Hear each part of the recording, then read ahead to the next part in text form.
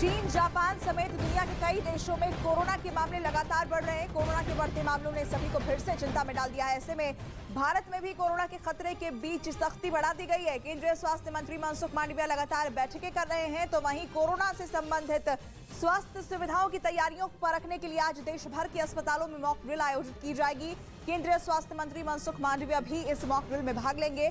मनसुख मांडविया खुद सुबह करीब 10 बजे दिल्ली के सफदरजंग अस्पताल पहुंचेंगे और वहां पर तैयारियों का जायजा लेंगे।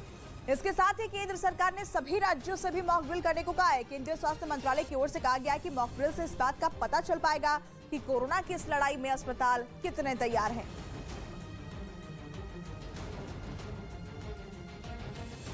आइए अब आपको बताते हैं कि कोरोना से निपटने के लिए जो तैयारियों का मॉक ड्रिल किया जाएगा उसमें कौन कौन सी महत्वपूर्ण बातें हैं जिसे परखने की तैयारी है। दरअसल मॉक ड्रिल के दौरान ये पता लगाया जाएगा कि कोरोना से निपटने के लिए अस्पताल कितने तैयार हैं। इसके अलावा ये भी पता लगाने की कोशिश होगी कि राज्यों के अस्पतालों में इंफ्रास्ट्रक्चर कैसा है, अस्पतालों के पास कितने पीपीई किट मौजूद हैं, साथ ही वेंटिलेटर और कोविड वार्ड इस वक्त कितने तैयार हैं, क्या अस्पतालों में ऑक्सीजन की उपलब्धता है, यह भी पता लगाने की कोशिश होगी।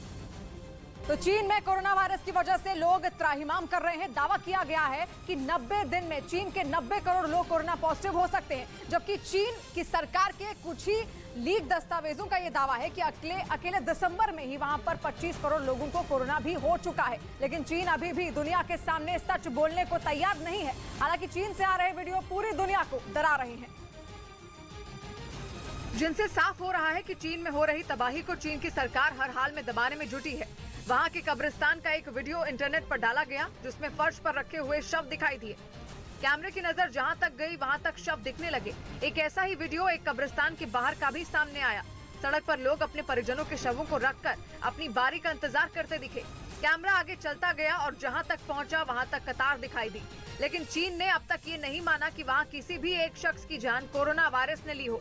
मतलब ये कि चीन ये मानने को तैयार ही नहीं है कि उसके कब्रिस्तान में रोज जिन शवों को लाया जा रहा है उनकी जान कोरोना ने ली है।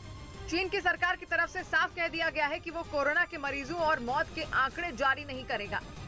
और दूसरी तरफ चीन की सरकार ने लोगों को भगवान भरोसे छोड़ दिया है। इसका एक हैरान करने वाला वीडियो भी सामने आया। खबर है कि वहां पर हजारों लोगों की मौत हर दिन होने के बाद भी सरकार ने कोरोना से जुड़ी कोई भी पाबंदी नहीं लगाई, जिसका नतीजा ये हुआ कि चीन के कई शहरों में क्रिसमस पर लोगों ने जश्न मनाना शुरू कर दिया। राजधानी बीजिंग में मौत का मातम पसरा था और शंघाई में लोग सांता क्लॉज से तोहफे लेने के लिए उमड़ पड़े। सड़कों पर ऐसी भीड़ देखकर ये माना ही नहीं जा सकता था कि इन लोगों को कोरोना वायरस का जरा भी डर है, जबकि चीन की राजधानी में रोजाना हजारों की जान वायरस की वजह से जा रही है। क्रिसमस का ये जश्न शंघाई में इसलिए मना क्योंकि सरकार ने इस पर कोई बंदिश नहीं लगाई, जिसकी वजह सिर्फ दो ही हो सकती है। पहली तो ये कि लोगों की जान से ज्यादा कीमती चीन के क्रिसमस पर होने वाला कारोबार है। दूसरी वजह ये हो सकती है कि चीन की सरकार को वहाँ के लोगों की जान की कोई परवाह ही नहीं है। चीन में कोरोना की तबाही की वजह नवंबर में वहाँ जीरो कोविड पॉलिसी के खिलाफ हुआ आंदोलन है,